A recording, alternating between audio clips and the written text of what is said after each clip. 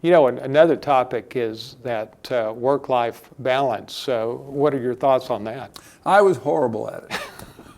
I really was. I worked too much. But I also enjoyed my work, but there was some family cost to that. There was. And so I firmly am a proponent of work-life balance and trying to understand that. But everybody does benefit from the things that come from a hard working. But on the other hand, there's a cost to that. And I don't think there's a right answer. I think everybody has to make that decision for themselves. But I think it should be a conscious decision. And I probably spent a few too many Saturdays when I could have been doing things with my son, and I can't bring those days back.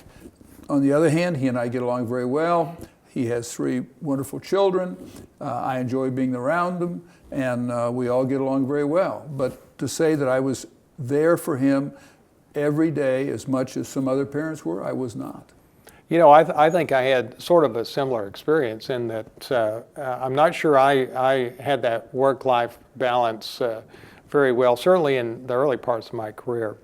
But, you know, as I got a little older, and probably when I turned 50, you know, I came to realize that if you're working more than about 50 hours a week, you're probably doing things below your pay grade. And that's probably true. I don't disagree with that. Now, I will tell you, as president of the university, I was working a lot more than 50 hours. Right. It just came with the territory. What was standard procedure was you arrived at the office, I did, at 7 o'clock every morning. Most of the time, I had a breakfast meeting, sometimes in the office, sometimes across the street at one of the local restaurants, and you worked till 4:30 or 5, and then you drove to the airport and got on the UT plane and flew to El Paso or Houston or Dallas for some kind of an event to represent the university. And then you came home at 10 o'clock at night, and I remember those flights coming into Austin so well.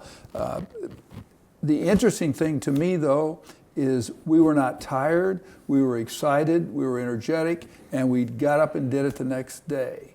And that was just part of it. That was just what came with the territory. No one griped about it, no one, and I took often the same group with me. Earl Campbell went with me frequently, Shirley Bird Perry.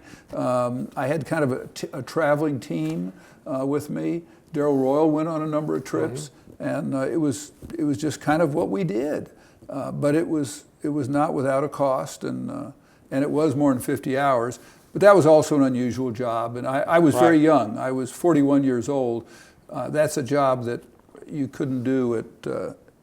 I must say, I take, just to expand here a second, as we look at the current political campaign, I'm just in awe over the candidates. Not that I agree with most of them. I disagree with most of them, as a matter of fact. Right. Don't even like most of them, as a matter of fact. But boy, they work hard. Absolutely. I mean, it's breathtaking to me. Donald Trump is 70 years old. Right. And he is at it from morning till night, day after day, and never seems to lose his punch. Sure, and that's true for Hillary, and it's true for Bernie, and it's true for John Kasich. It's just amazing to me. Right. But that's the game. Well, and you know, they love what they do, just like you loved what you did. They love what they do, and they have soft hands. When they say they worked hard, you know, their hands they're doing what they want to do. Right. I say with great pleasure, I've worked at the university 46 years and never had a job. Think about that. Right. Every day was fun for me to come to work. Right. Every day was a new experience. And very few people have that luxury. Right. So in a way, you did have work-life balance. I did, but where I failed to some extent was I didn't give my family as much time and attention. But I couldn't. I couldn't give them as much time and attention. Now, there were some benefits to it. My son got to go meet the President of the United States. Wow. You know, that's pretty unusual. Yeah, no Went up kidding. there with our basketball team. Most kids didn't get to do that. When he and I would go to Dallas Cowboy games, we'd go into the locker room at halftime as Tom Landry's guest. Right. That wasn't standard procedure, you know, but it was fun. No kidding. But on the other hand, we had to go to Dallas. Yeah. You know, so there were costs to that. Right. Right.